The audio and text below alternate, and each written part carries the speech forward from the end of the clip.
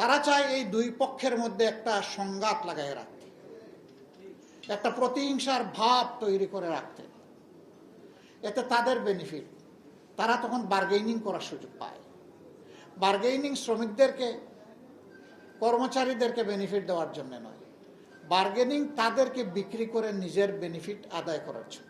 আপনার এখানে নারী পুরুষ যারা কাজ করে তাদেরকে নিজের সন্তানের মতো দেখুন। ইন্নাহু আলা কুল্লি শাইইন কাদির। কুদরত, ক্ষমতা, এখতিয়ার সব কিছু একমাত্র আল্লাহ তাআলার মুষ্টিবদ্ধ।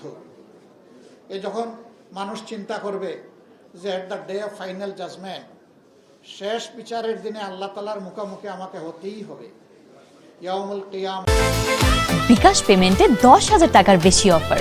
শপিং চলছে তো। কিয়ামা মানে দাঁড়িয়ে যাওয়া। সেদিন আল্লাহর সামনে আমাকে দাঁড়াতে হবে।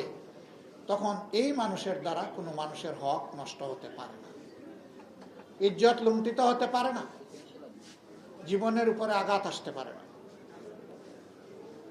অতএব আল্লাহ তাআলা চান যে মানুষ যেন কেবলই তাকে ভয় করে, আর আল্লাহ যেভাবে তার বিধানে বলে দিয়েছেন সেইভাবে যার সম্মান পাও না তাকে সম্মান করবে, যার ভালোবাসা পাও না তাকে ভালোবাসবে। আজকে আমি এমন সব ভাগ্যবান মানুষদের প্রতিনিধিদের সামনে আছি যাদের সম্পর্কে আল্লাহ রাসূল বলেছেন, সমাজের বিত্তশালী লোকদের চাইতে গরিব লোকেরা, দিন আনে দিন খায় লোকেরা, রক্ত পানি করে ঘাম জড়ানো লোকেরা, ওই সম্পদশালী লোক ইমানদার হওয়া সত্ত্বেও তার 500 বছর আগে এই লোকগুলা আল্লাহর জান্নাতে প্রবেশ করবে। বিশাল সৌভাগ্যের ব্যাপার। আমি সব সময় বলি, সমাজে চলতে গিয়ে দুই শ্রেণীর মানুষের সাথে যখন মিশার সুযোগ পাই, সানন্দে আল্লাহ তাআলার শুকরিয়া আদায় করি। এক শ্রেণী হচ্ছে শিশু, তারা নিষ্পাপ। ওদের সাথে হাত মিলালে মনে হয় যেন গুনাহ ঝরছে। আরেক শ্রেণীর মানুষ যারা ঘাম জড়িয়ে হালাল রুজি করে, তারা। আমিও দেখেছি আমার অনেক বন্ধু বান্ধব যাদের সাথে সমাজে চলেছি, তারা কোনো শ্রমিক বন্ধুর সাথে হাত মিলাইলে পরে আবার রুমাল দিয়ে এটা মুছে নেয়, ওই ঘামের গন্ধ যেন তার হাতে লেগে না থাকে। আমার ফিলিংস অন্যরকম। আমি কোথাও গিয়ে যদি কোনো শ্রমিকদের পাই, 2-4 জন হলে একটু ঝাপটে ধরার চেষ্টা করি। আমি তাদের সাথে চেষ্টা করি একটু বুকটা মোয়ানাকা করার, মেলানো। আমি প্রত্যাশা করি তার এক ফোঁটা ঘাম হলেও যেন আমার গায়ে লাগে। আপনার এখানে নারী পুরুষ যারা কাজ করে তাদেরকে নিজের সন্তানের মতো দেখুন। সন্তানের মতো দেখলে একটু আদর, একটু ভালোবাসা থাকবে। একটু ভুল করলে এটা ইগনোর করতে পারবেন। কিন্তু আপনি যদি শ্রমিকের মতো দেখেন, তাইলে সামান্য ভুল ত্রুটি বিচ্যুতিও আপনি ক্ষমা করতে চাইবেন না। তখন আপনি কঠোর হবেন।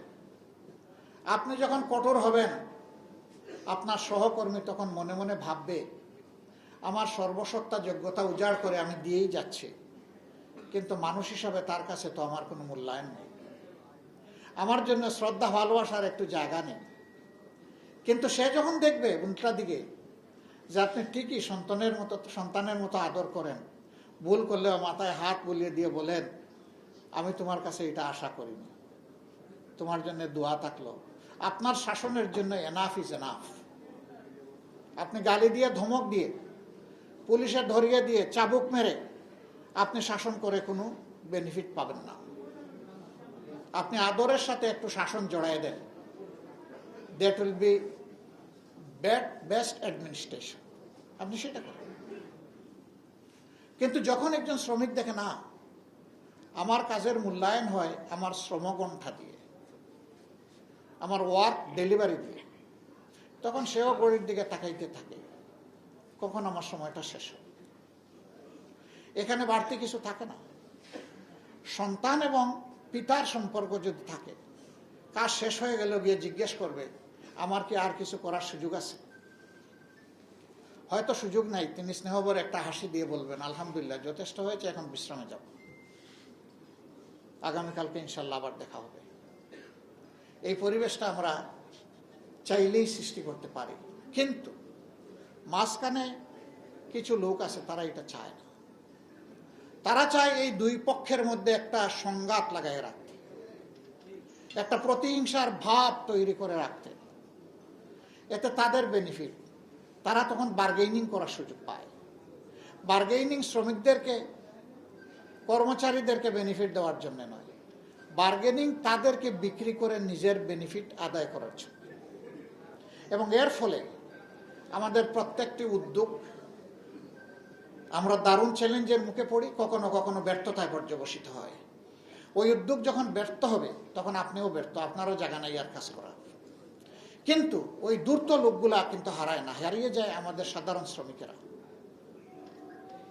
ইসলাম সেই কল্যাণের বিধান সব জায়গায় ঢুকাতে চায়, অন্তর্ভুক্ত করতে চায়। শ্রমিক কল্যাণ ফেডারেশন, নাম দেখেন, শ্রমিক কল্যাণ ফেডারেশন। এটা শ্রমিকের কল্যাণে কাজ করবে, প্রকৃত কল্যাণে কাজ করবে। দুটা কল্যাণ, একটা হচ্ছে প্রত্যেক শ্রমিককে মানবিক অনুভূতি জাগিয়ে তুলে তার মাঝে নৈতিকতা তৈরি করা। সে স্বকীয় দায়িত্ববোধের জায়গা থেকে তার দায়িত্বের পুরাটা আদায় করে সে চাইবে তার পুরা রুজিটা হালাল হোক। এবং এর মাধ্যমে শ্রমগণ এলাকায় এই নির্বাচনের আগে পরে আমি বিভিন্ন জায়গায় যাওয়ার সুযোগ পেয়েছি। একটা জায়গায় খুবই প্রেস্টিজিয়াস জায়গা, খুব সেন্সিটিভ জায়গা, সেখানকার স্বল্প আয়ের চাকরিজীবী যারা, তারা বলল এখানে দাসত্ব প্রথা চলে। আপনারা যদি তাদের ভাষায় ক্ষমতায় যান, আমরা ক্ষমতা বলি না, আমরা বলি দেশ সেবার সুযোগ, আপনারা যদি ক্ষমতায় যান তাহলে এই বিষয়টা দেখবেন। আমি জানতে চাইলাম সেই দাসত্বটা কেমন। যা পাইলাম তা দুঃখজনক। নিজের জুতাও পরিষ্কার করে দিতে হয়, সাহেবানের জুতাও পরিষ্কার করে দিতে হয়, খুলে দিতে হয়, পরিয়ে দিতে হয়। যাকে দেওয়া হচ্ছে তিনি তরুণ, যিনি দিচ্ছেন তিনি বরঞ্চ একটু বয়স্ক। সবই তো উলট পালট হয়ে গেল, মানবতা থাকলো কোথায়? হ্যাঁ, কোনো বয়স্ক মানুষ, কোনো সমস্যাগ্রস্ত মানুষকে যদি কেউ স্বেচ্ছায় এরকম এগিয়ে আসে, খুশি হয়ে সাহায্য করতে, আলহামদুলিল্লাহ, সে আল্লাহর দরবারে সম্মানিত হবে। কিন্তু সে স্বল্পায়নের মানুষ বলে আমার এবং আমার ওয়াইফেরও জুতার সমস্ত ধুলাবালি তাকেই পরিষ্কার করে দিতে হবে, তার বয়স যাই হোক না কেন। এটা হীনমন্যতা, এটা কখনো মানবতা হতে পারে না। আমরা ওই সমাজটা পাল্টাতে চাই। আমরা একটা কেয়ারিং সোসাইটি, একটা দরদি সমাজ গড়তে চাই, যেখানে প্রত্যেকটা মানুষ প্রত্যেকটা মানুষকে সম্মান করবে, ভালোবাসবে। তিনি আমার পরিচিত হোক অপরিচিত হোক, for me enough, he or she is an human being. আর কিচ্ছু লাগে না আমার, যে তিনি একজন মানুষ, এতটুকুই আমার কনসিডারেশনের জন্য, তাকে সম্মান করার জন্য যথেষ্ট।